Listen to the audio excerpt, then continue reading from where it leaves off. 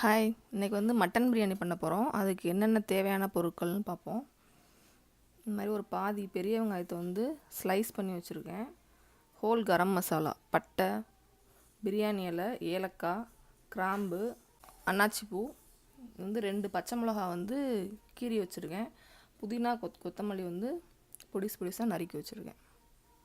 அப்புறம் வந்து கீ ஒரு 50 கிராம் தேவைப்படும், எடுத்து வச்சுக்கோங்க. வந்து இஞ்சி பூண்டு பேஸ்ட்டு ஒரு 1.5 ஸ்பூன் கிட்ட போடணும். இது பார்த்திங்கன்னா மட்டன் வந்து முன்னாடியே வேக வச்சு வச்சுருக்கேன். இதில் வந்து தேவையான அளவு உப்பு, மஞ்சத்தூள், கொஞ்சோண்டு ஆயில் ஊற்றி ஒரு 400 கிராம் மட்டன் கிட்ட வந்து நான் வேக வச்சு வச்சுருக்கேன். இப்போ வந்து இந்த கப்பில் வந்து 1.25 கப்பு ஜீரக சம்பா ரைஸ் எடுத்து நான் ஒரு 20 மினிட்ஸ் வந்து ஊற வச்சுருக்கேன். இப்போ பார்த்திங்கன்னா ஒரு 10 சின்ன வெங்காய அளவு எடுத்துகிட்டு இந்த மாதிரி கட் பண்ணி மிக்சியில் போட்டிருக்கேன். இதை வந்து ஒரு கோர்ஸ்டு பேஸ்ட்டாக அரைச்சி வச்சுக்கணும். கொஞ்சம் ரொம்ப வலுவலுன்னு இல்லாமல் ஓரளவு கொஞ்சம் குறைன்ற ஸ்டேஜில் அரைச்சி வச்சுக்கணும். இப்போ பார்த்துட்டிங்கன்னா இந்த ஸ்டேஜில் அரைச்சி வச்சுக்கிட்டேன். இதே மாதிரி நீங்களும் அரைச்சி வச்சுக்கோங்க. இந்த மாதிரி ஒரு மீடியம் சைஸ் தக்காளி 2 தக்காளி வந்து எடுத்து அரைச்சி பேஸ்ட் பண்ணி வச்சுக்கணும். இப்போ வந்து குக்கர் வச்சுட்டு இதில் வந்து ஒரு கீ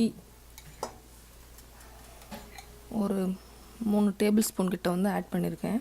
நீங்கள் வந்து ஆயில் கூட ஆட் பண்ணிக்கலாம்.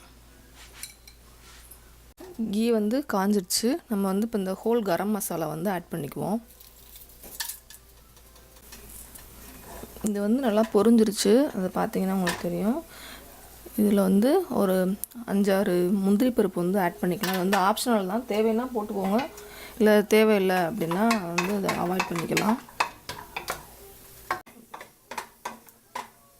இப்போ பார்த்தீங்கன்னா லைட்டாக ப்ரௌன் ஆயிடுச்சு. இந்த கண்டிஷன் போதும். இதில் வந்து நம்ம வந்து புதினா, கொத்தமல்லி, பச்சை மிளகா எல்லாமே வந்து ஆட் பண்ணிட வேண்டியது.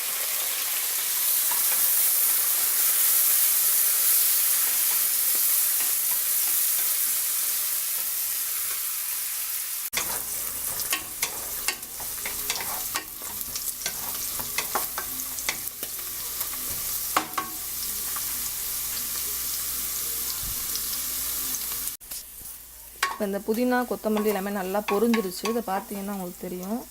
இந்த கண்டிஷனில் வந்ததுக்கப்புறம் வந்து இந்த ஸ்லைஸ் பண்ணி வச்சுருக்க வெங்காயத்தை வந்து இதில் ஆட் பண்ணிக்கணும்.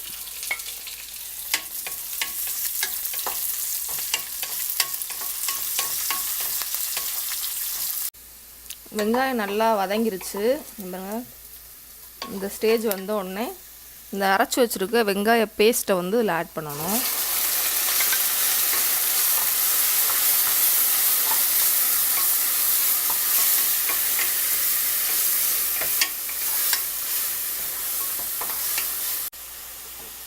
ஒரு டேபிள் ஸ்பூன் வந்து இஞ்சி பூண்டு பேஸ்ட்டு. இந்த வெங்காய பேஸ்ட்டும் இஞ்சி பூண்டு பேஸ்ட்டும் நல்லா பச்சை வாசனை போகிற வரைக்கும் நல்லா வதக்கிக்கோங்க.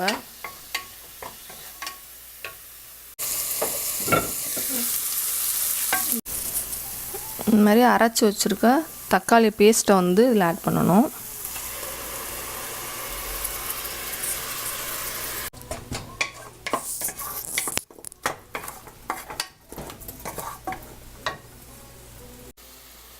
இதில் எல்லா இதோட பச்சை வாசனையும் போயிடுச்சு. இப்போ வந்து பிரியாணி மசாலா ஆட் பண்ண போகிறோம். வந்து 1 tablespoon biryani masala add பண்ணுறேன். போதும் இந்த அளவு. மீடியம் ஃப்ளேம்லேயே வச்சுக்கோங்க அடுப்பை, இல்லைனா மசாலா போட்டதுக்கு வந்து அடியில் வந்து பிடிக்க ஆரம்பிச்சிரும். உங்களுக்கு வந்து காரமாக வேணும் அப்படின்னா வந்து சில்லி பவுடர் வந்து ஆட் பண்ணிக்கலாம். எனக்கு வந்து பிரியாணி மசாலா காரமே போதுன்றதுனால நான் ஆட் பண்ணலை. 400 கிராம் கறிக்கு வந்து நான் இந்தளவு ஆட் பண்ணுறேன் பிரியாணி மசாலா. உங்களுக்கு வந்து இன்னும் மசாலா வேணும்னா டேஸ்ட் அந்த மாதிரி எக்ஸ்ட்ரா ஆட் பண்ணிக்குவோம். மசாலா நல்லா வதங்கிருச்சு. இப்போ வந்து வேக வச்சுருக்க மட்டனை வந்து இந்த மாதிரி ஆட் பண்ண போகிறோம்.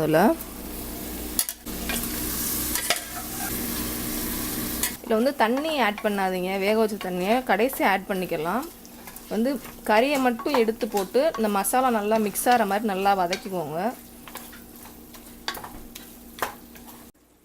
இந்த கறி வேக வச்ச மட்டன் ஸ்டாக்கை வந்து 2.5 கப்பு எடுத்து பிரியாணி செய்கிறதுல ஊற்றிக்கோங்க.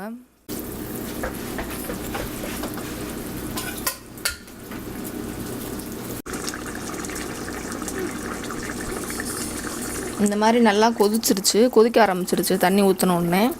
இப்போ வந்து நம்ம ஊற வச்சுருக்க அரிசியை வந்து நல்லா வாஷ் பண்ணிவிட்டு இதில் வந்து ஆட் பண்ணிடுவோம்.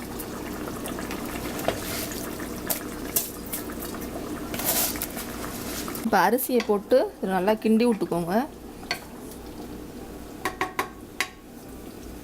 இப்போ வந்து கொதிக்க ஆரம்பிச்சிருச்சு. இந்த ஸ்டேஜில் வந்து குக்கர் கவர் வச்சு மூடிட்டு 2 விசில் விட்டு லோ ஃப்ளேமில் வச்சுருங்க.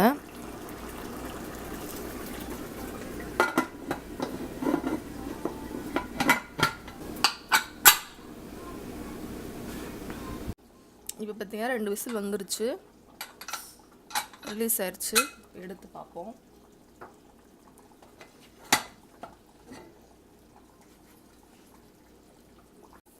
பிரியாணியை கிண்டி விடுங்க. இந்த மாதிரி பார்த்தீங்கன்னா நல்லா பொழு பொழுன்னு நல்லா பிரியாணி ரெடி ஆயிடுச்சு.